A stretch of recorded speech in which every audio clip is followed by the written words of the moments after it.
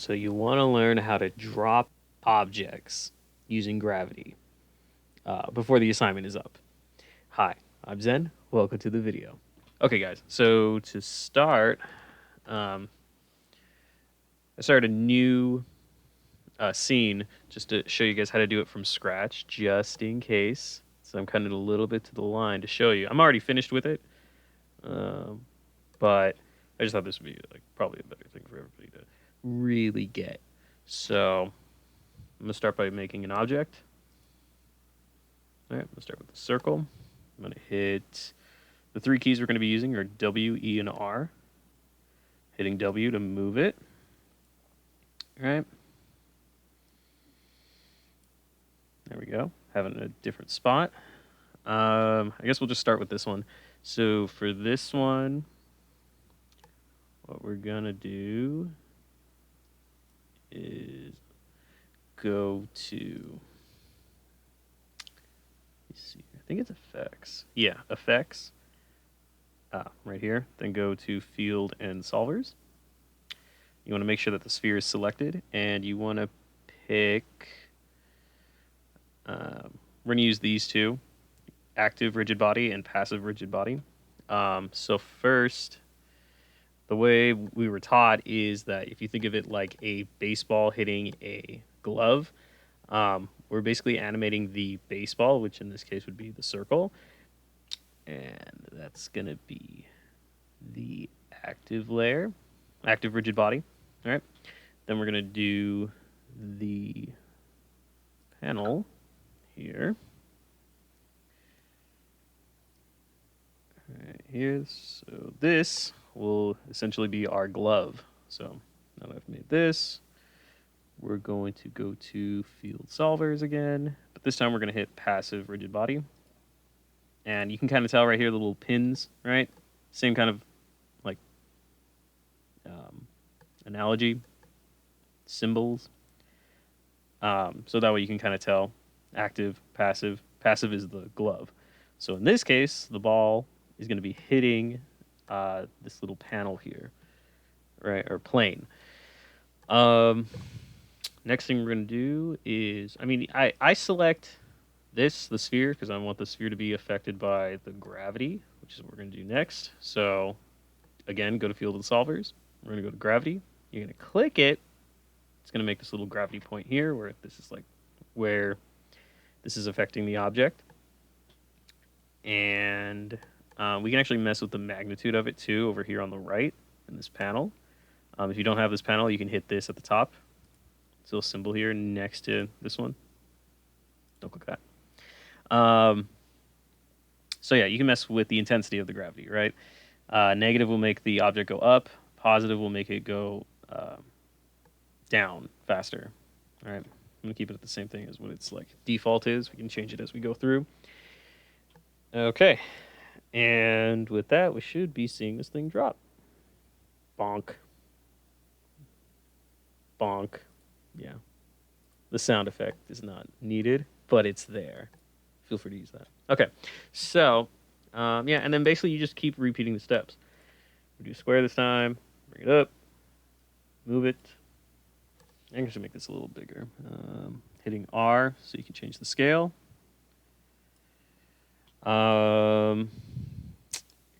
You could also hit spacebar right now. Well, okay. Like you can hit spacebar right now just to change the perspective. It gives you this window. And see right here in each one, it tells you like, well, these ones won't tell you. These ones just tell you on the bottom. But this shows you like the where the perspective is showing you, right? On the bottom, it kind of shows you too. This is top, this is front, this is side. Top is pretty good just so you can see where the thing is going to drop so you don't have them like colliding with each other or next to each other. For this one, I kind of want to make it spin. So I'm going to hit E to get our little rotation stuff. Just so I can spin it a slight bit. It's not going to do anything to the sphere if I did it to it, so we're doing it to the cube so you can tell. Yeah, and then same thing, we're going to put the same thing on it. We don't have to do a passive body on the plane anymore because it's just already on it because it's its own object. So you can hit active again. And it needs a gravity. I don't know, effect, vertex, point. It doesn't matter. Gravity.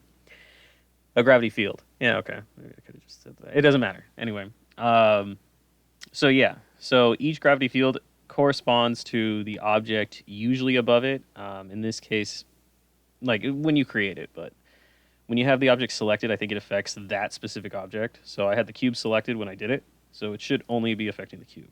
Okay. This time we're gonna raise the magnet. You know what? I'm gonna put it down so you can kind of see what I'm talking about when it's in the negative. Okay, when I'm saying it floats up. All right, and then I'm gonna change it after. Let me go back into the perspective so you can see it. And right here, we're just gonna hit play. See, the cube goes up. No bonk. Wah wah. Okay. Anyway, back to it. I'm going to lower. I'm going to raise it. We're going to go a little bit more than 9.8, which the other one was on. So 17. Here I'm going to hit play again. Bam. And you can see the square hits the ground faster than the other one because the magnitude is a little higher. Okay. There's other stuff we can do with this too. The professor did talk to us about changing the plane going into, I think it's rigid body. Yeah, we go to rigid body 2 and you can mess with the bounciness of it, right? So this, because this is essentially the glove of the baseball, you can make it bouncier and it'll affect the objects too, right? And that's just messing with bounciness found in rigid body 2. Yeah, just making sure you can follow them. See? And they have like this other bounce. Yeah. Okay, that's cool. Okay, so I'm just gonna add like. Do I want to add one more? I guess I could add one more. I'm gonna do a little cone. There we go. Here, back this way. Oops. Funny. Did I? Oh dang, I'm good. It's right there. Okay. I'm gonna make it a little bigger actually. And I think I'm gonna spin it by hitting E. Spin, spin, spin, spin. Yeah, that's pretty good. Same thing, field solvers. Go to active and go to gravity. Boom, in one go. There we are. And then we're gonna go back into perspective so you can see the finished product of it. Boom, boom. Oh my god, oh man, I almost got it to stand up. I almost got it, dude. I almost got it. It's that water bottle challenge. Bringing it back. Okay. Let's see. What else? Probably the next thing would be the cameras. Oh, and then I should show you the frames and everything. Okay. Cameras first. Cameras first. Let's do that. Okay. So what you're gonna do is go to create. I'm gonna go to. Oh, you know what? I don't think this is it. I think I have to go into modeling. Then hit create. Unless it was there. Was it there that whole time? Crazy? It was there the whole time. Never mind. Maybe I'll edit this out. I don't know. Okay, we're going to hit camera. Okay, so you go to create, camera, or cameras, camera. Boom, we got one. And you can see it, right? I'm going to hit, let's see. I'm going to hit W so I can move it up, just like we were doing with the objects. I'm going to put them right about here. And then I'm going to do another camera, just because we're at this point. Camera here. I'm going to raise this up. But this time, I'm going to put him to the left of the other camera. I'm looking at, like, the objects from a different plane. I'm going to hit E. Spin it this way. E. And then we're going to check the views of it, right? So these bottom panels we're not really using. So I'm just going to change them. I hit spacebar to go to this, right, where the panels are here, right? So from perspective, hit space, Maya. Here we go. And then you can hit panel. You go to perspective, camera 1. Boom. See? And if I use the scroll wheel here, look right here, you can see my camera is moving on the Z-axis. Cool. So I get this little perspective. And then same thing, go over here to this panel, hit panels, go to perspective, go to camera 2. Yeah, camera 2. And see, I actually might want to change where it's at. If you hold down Alt and then left click and drag on the panel, you can move the camera, like the perspective of it, right? Kind of cool, kind of cool. Okay. Not really liking the angle of it. I guess this is good. You can see here from both angles. It's cone, sphere, cube, cone, cube, sphere. So you can kind of see their different perspectives, okay? This is going to be important. Trust me. Okay. So we got the cameras up. The next thing I'm going to do is the frame rate and everything. So, yeah, let's do that. So on the bottom here, you can see here it's put default 24 frames per second. Okay, you can either put 29.97 frames per second or 30 FPS frames per second. So for me on mine, I did 30. I think the prompt is saying that it has to be for 15 seconds, right? So you kind of have to do the math on this one, which would be 15 times 30, because it's 30 frames per second for 15 seconds. So how many frames would we really need, right? So that's about 450. Yeah, I think that's right. And if it's not, somebody will correct me, or the professor will. He's like, you put too many frames. It doesn't matter. We're going to keep going. Okay, so right here, right, is the max amount of frames that you have in this scene. Okay, so if I put like, let's see, I'm going to put like 100, right? And you can see here, right, next to it is, this is basically controlling how much of the frames you see in the timeline above, okay? If I extend this out all the way, you'll see it goes from 1 to 100, and 100 being the maximum that I put. If I change this number to 20, let's say, it affects the timeline here, right? So like I said, 30 frames per second, 15 seconds. Multiply them together, that's 450. A lot of frames. Okay. And now I have to go over here and drag it out. There we go. So now we have a full 450 frames. Okay, so now that I did that, you can play it and see how different it is now. All right, stop. We're gonna go into perspective this time. So let me click this. See? They're bouncing for a lot longer of a time. This is kind of an old thing too. On the timeline, if you right click on it, if it's like going a lot slower or if it's having like playback issues, right click on the timeline, go into playback speed, and make sure you're on real time. If you're on any of the other ones, it'll look wonky. I forget what it does. We can actually test it. Let me see what this does. Oh, yeah, it makes it fast as I almost, yeah, it makes it really fast. So right click, playback speed, real time. Okay.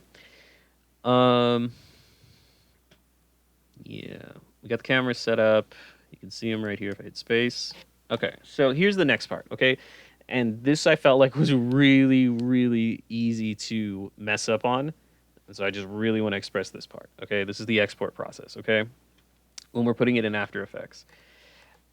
So here, you want to go into your render options, right? So go all the way up to the top left where it says Effects and go to Rendering, okay? It's going to change everything up to the render sequence stuff. We can also click this tab here. No, not this tab. I think it's just in poly. Is it in poly model? Hold on a second. Oh no, it's already up here. We don't need to mess with that. You go up into render. You can go to render settings, and that'll bring up this window. Okay. The other thing you can do is these little icons up here have to do with the rendering process.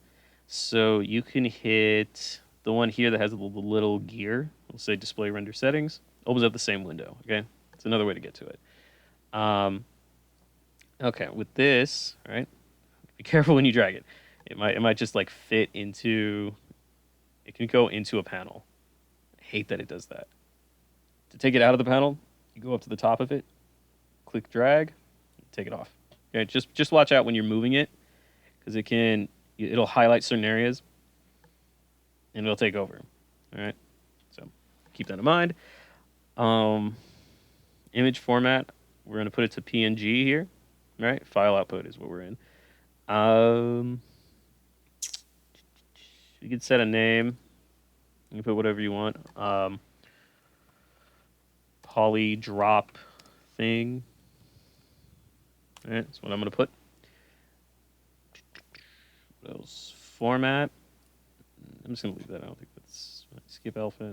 That's fine. We don't really mess with anything else in it. At least we haven't. Um, this part's important. Frame animation extension. External. It doesn't ext. Here, make sure you click this one, which says name pound external.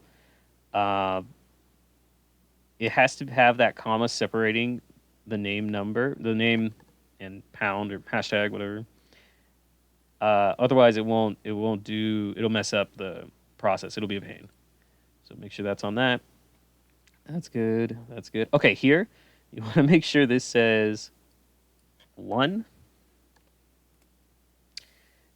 at the start frame, and you want to make sure this one says 450. Okay. Yeah, and then here, this is important too. Renderable cameras, click it. We're on perspective, so if we started rendering, it would just render this window that I was originally working in, but that's not the one we want to render. We want to render the cameras that we set up. So go here and click camera 1, and HD. Yeah, the image size is fine. I mean, I'm going to change it, but you don't have to. I've done it both ways. 1080. Oh, sorry, no, 1920. 1920 by 1080. Yeah. That's fine, that's fine, that's fine. Yeah, that's good. I'm going to hit enter. Okay, cool. So switch it to HD 1080. Okay, you could just put it in the drop menu. That's fine too. Close. Okay. Now, I just want to make sure we're all on the same page. So I'm going to hit spacebar on this panel first for camera 1. And what we're going to do is render this one out first. Okay. To do the process, you go into, you can click this icon. This is how I do it. Click this icon with the eyeball. If I could select it. My recording stuff is right on top of that icon. Okay. Just need to shrink this down. You can kind of see. Okay. Here we go. So this is the render window. Okay. So I missed one key part. When you go into, I think it's in rendering. Doesn't matter. When you're in the render settings, right? Make sure you're on software. Otherwise, the window, the preview won't look the same. All right. Go to this. Okay. And you want to make sure that it's on the right camera. So you go to render, and you select whichever camera you want to do, right? So if we do like camera 1, right, it's going to change it. There we go. And you would just hit render sequence. Okay. I'm not going to show that because it's going to take a long time for me to do that.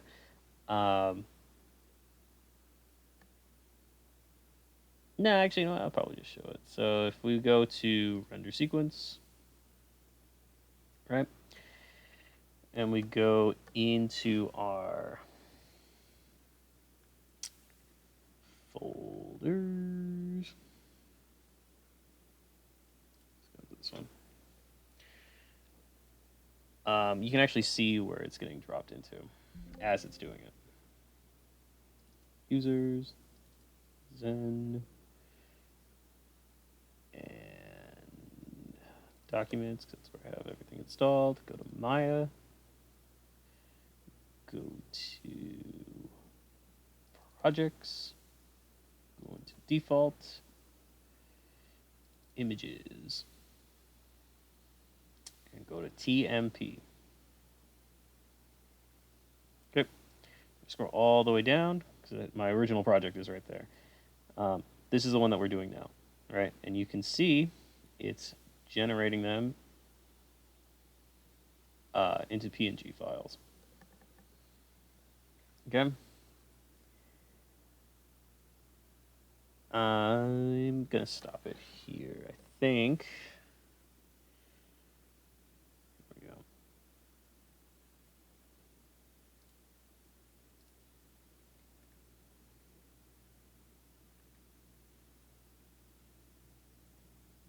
Okay. Okay. So next we're gonna go into After Effects. Right here. Start over with this.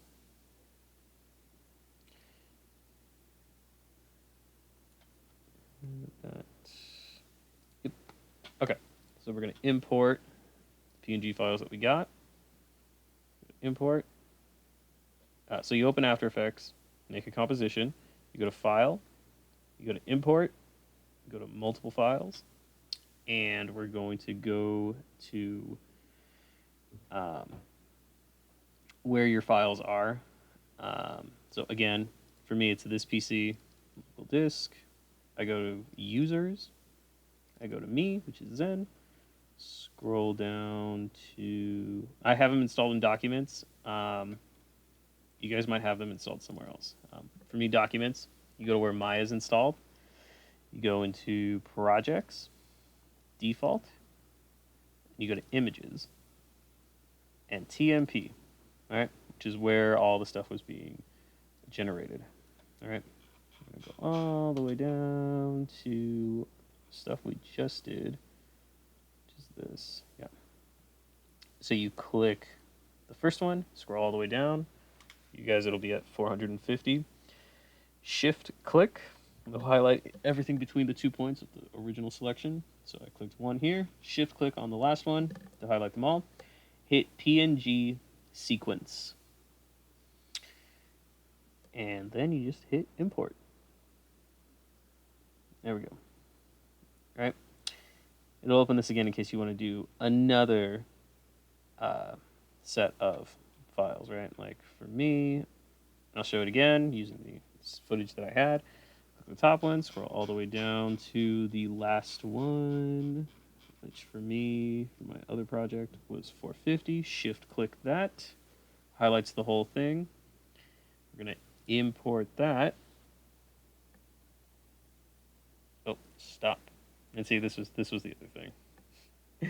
If you don't hit the sequence button, it's just going to take all of the images as individual images instead of having them like together as one solid sequence.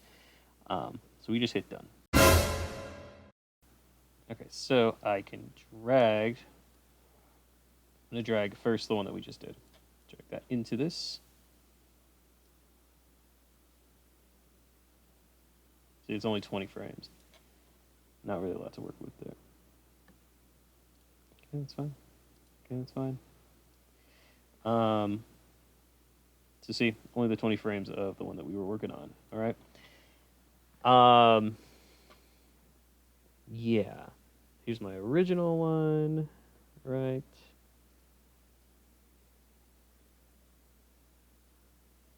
I don't like that it's lining up right there, so I'm gonna move it down, holding down Shift. Connect to the end of it. Okay.